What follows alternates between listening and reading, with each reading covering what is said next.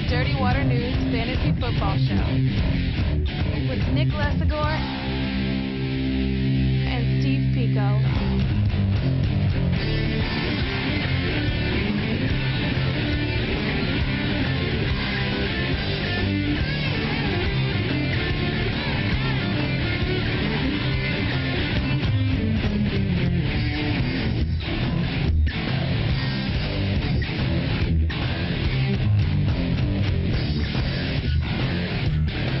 We are live at the Katy Perry concert. We're here. We made it. At TD Garden. Go, Katy. This is amazing. She just came up to us and said hi. She said she's big fans of the show. I love Katy. We're live at the Greatest Bar. Not quite the Katy Perry concert. Just kidding. But by the way traffic was, you could tell there definitely was a concert tonight. And this is a fantasy football show. This is our first episode on live internet video waves. Yep. But this is our 12th episode. And tonight we're going to cover a 12-team draft that Steve and I co-own a team on in an Instagram Experts League. Experts League. With 11 other people. It's a 12-team PPR league. And we're just going to give you guys an idea of what players are going in what rounds and really, you know, what owners reached for certain players. A lot of guys, you know, were reached for. Some of them fell quite a bit, and we were able to get a couple of those guys.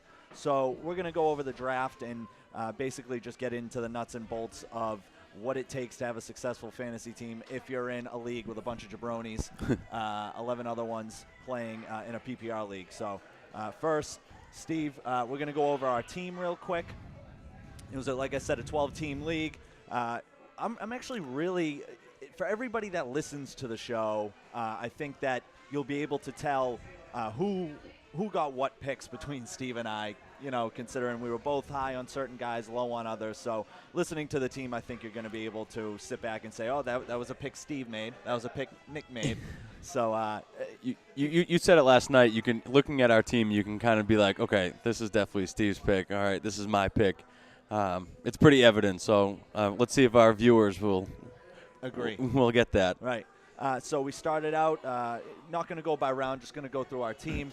We picked up Aaron Rodgers for our quarterback. Julio Jones, Pierre Garçon are our two wideouts, two very solid wideouts we'll get into. Matt Forte, Trenton Richardson.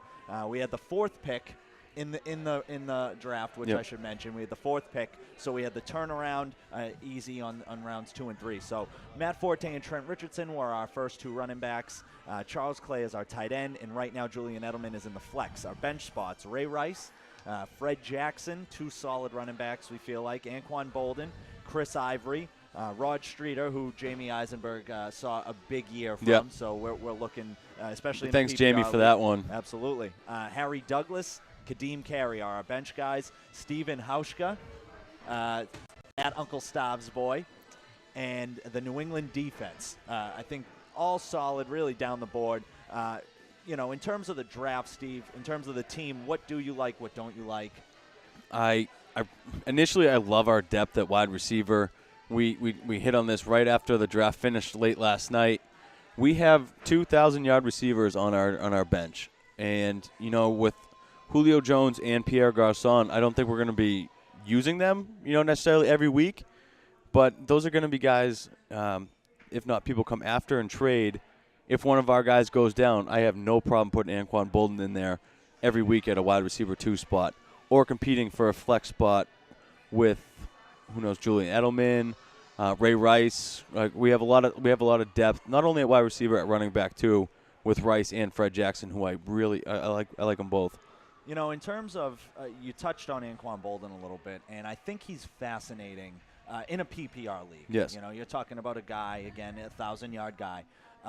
That was definitely a pick you made. That was more on your end of the spectrum. Not to say I'm not an Anquan Bolden fan, but, you know, in terms of Anquan Bolden, a lot of cooks in the kitchen. A lot of guys to throw the ball to. You're talking about Michael Crabtree, Frank Gore. I mean, they're mainly a running team to begin with. So I think that in terms of Anquan Bolden, I like him in a flex position, and I like him as a bye-week replacement. I think we're really stacked right now at the wide receiver position. Yes.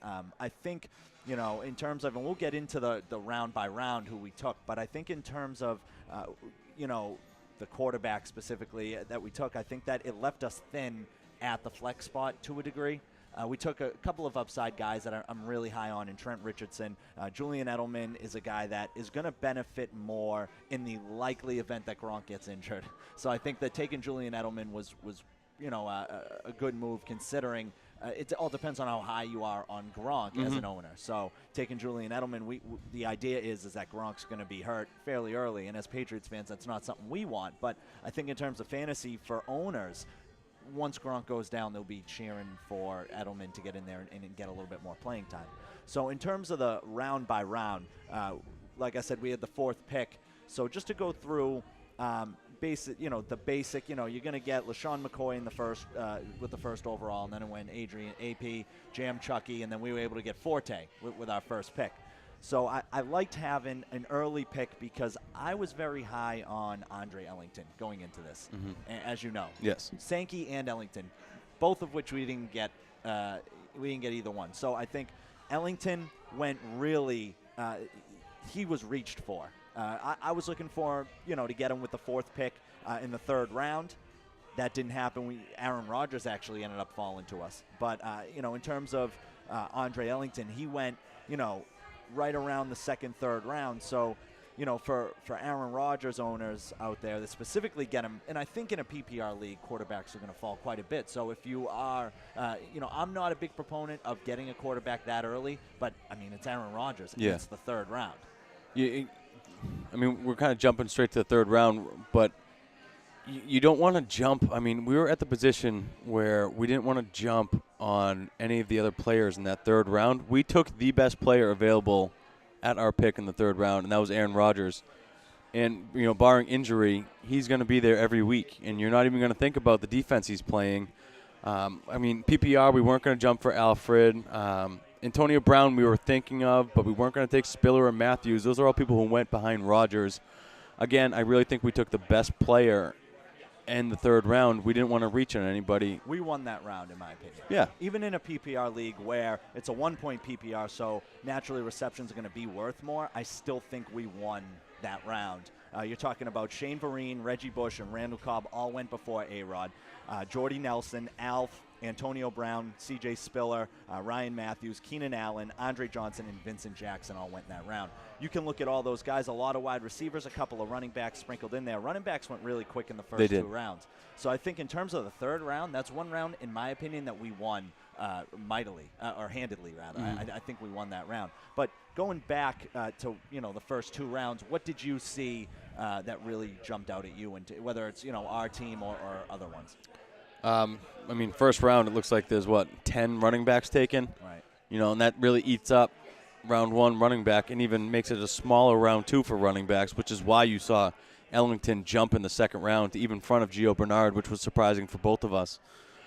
You were hoping that Ellington would fall to our 4th pick in the 3rd round, but you look here, someone jumped and got him with the 8th pick in the 2nd round. That was very surprising. A little too high for my blood. As high as I am on Ellington, and considering the things that Jamie Eisenberg said on the show earlier this week, even that, and I was high on Ellington before. Yeah. But I just think that's too high. I think the 2nd round is too high, even in a PPR. I'm really glad we ended up taking Forte, though, because it was discussion of taking Calvin Johnson here. But to me, I love Forte. He finished in PPR leagues right next to Shady McCoy last year, who was, coveted as the number 1 running back going this year. Like I told you, I love the 4th pick. You just kind of take whatever running back falls to you, and most likely it's going to be Forte, and I'm 100% okay with that. In terms of Forte, as you know, it was coming down to the wire. It actually took us a little bit to make that pick. I'm not as high on Forte as you are, and as the listeners will attest to. I just feel like, in terms of Forte, PPR, he's going to be better than in a standard league. I just think Forte has an injury history. Again, I like our team, but if you take Calvin Johnson in the 4 spot, your entire draft strategy changes at that point. I think if we didn't take Forte there, we're reaching for a running back in the 2nd round and 3rd round to fill that void. So hindsight 2020, I'm actually very excited that we got Forte where we did because of the amount of running backs that went after him and even into the 2nd round. In terms of Calvin Johnson went 9th overall, so maybe fantasy football state of mind took Calvin ninth, and maybe instead, we take Calvin fourth, and then, he falls, and there's he took Peyton Manning early in the second round. Maybe he takes Peyton Manning in the first, and then maybe that opens it up for us to get a guy like Gio Bernard, with the fourth instead of Julio, or maybe it opens it up for us to get a guy like DeMarco Murray. Again, I would rather Forte than DeMarco, and I would rather Forte than Gio. So at the end of the day, was it the right pick? It absolutely was. I just think that there are different ways you can go with it, specifically in a PPR league. Well, out of the first 3 rounds, I think we had the best 3 players that you could possibly get. I mean, you get Forte, who's a top 4 running back. You get Jones, who until his injury last year was the number 1 wide receiver. And you get Aaron Rodgers, who's arguably the number 1 quarterback. I mean, unless Peyton Manning has another freak year like he did last year. To me, you have the chance of having number 1 players at running back, wide receiver, and quarterback. And I know we touched on this a little bit, but, Rob Gronkowski went in the 4th round, 4th pick. And we touched on Gronk, but really tell me your thoughts on Julius Thomas, and really in terms of the draft, because Gronk went and then Julius went right after him. And I think you're going to see that a lot in drafts, similar to the DeMarco Murray MJD situation. I think you're going to see those 2 guys go pretty close in most drafts. So in terms of Julius Thomas, tell me what you're not high on in terms of Thomas and what you thought about them going back-to-back. I mean, Thomas, to me, I've only seen the 1 year of him production-wise, and he had some ankle injuries last year. So to me, that's maybe why I don't put Thomas in the Gronk and Jimmy Graham level, just because I think they are just, head and shoulders above, outside the rest of the tight end positions. But some people, I mean, you yourself are very high on Thomas, and you do kind of put him at that level because of Peyton Manning as the quarterback. So you're going to see people go up and take Thomas that high because they do think he's in the echelon of Gronk and Graham. And I think it's gonna be one of those situations where you're gonna have guys in every draft that are extremely high on tight end, and so they're gonna maybe reach for Julius Thomas. And especially in a PPR, Peyton Manning loves to spread the ball. There's no secret about that. That's clear. He looks for Julius Thomas in the red zone, and I think in the 4th round to get a guy like Julius Thomas, I think it was a solid draft for Fantasy Grub Stake in terms of that round. I think he did a great job. I think he was one of the winners in that round, actually. In terms of looking at the draft, in the mid-rounds, 5th and 6th rounds, what surprised you? That we took Trent Richardson. I mean, honestly, up until this past weekend, I didn't have Trent Richardson on my board at all. And then you hear the news of Vic Ballard, tearing his Achilles at training camp, something that, is just awful to hear as fantasy owners, but you also love hearing it because that means that there's 1 less running back in Indianapolis, leaving Trent Richardson, who was a first-round draft pick last year, and an aging, injured Ahmad Bradshaw. So people who were high on Trent Richardson before, might even take him in the 3rd or 4th round. I mean, you can't really blame him. Why not? This guy's going to get reps out in Indy now with Ballard out. So that surprised me the most. A week ago, I was not expecting him anywhere near the 5th. There is that concern. And I'll say this: I do think with Vic Ballard going down, I don't think they're done. I think they're gonna kick the tires on a few more free agents here, but I don't think there's anybody in serious contention to take the job away from Trent Richardson. With that being said, he still needs to perform. Yes, he does. You're talking about an offensive line that got considerably better, in my opinion. You're talking about a wide receiving core that pretty much stayed the same. I know how much you like Hakeem Nicks. I'm not as much of a believer, but you have Reggie Wayne coming back, so that bolsters their wide receiver core a little bit. So maybe things in terms of the offensive line and wide receivers coming in or wide receiver returning, maybe that opens up the offensive line a little bit for Trent Richardson, and maybe he can actually have a little bit of room to run and not be so mud-footed. And also, full training camp with this team, not getting traded in 2nd or 3rd week into the season. I know he eventually will pick up the playbook, and he did last year, but it's just not the same. It's different. You're with the team. You're gelling with the team. I think you could see the Trent Richardson everybody was expecting in Cleveland at the beginning of last year. And only because I'm so high on Tom Brady, round 5 went Michael Floyd, Vernon Davis, Cordero Patterson, who we liked a pick before us with the 4th pick in the 5th round. Didn't we have him in the queue?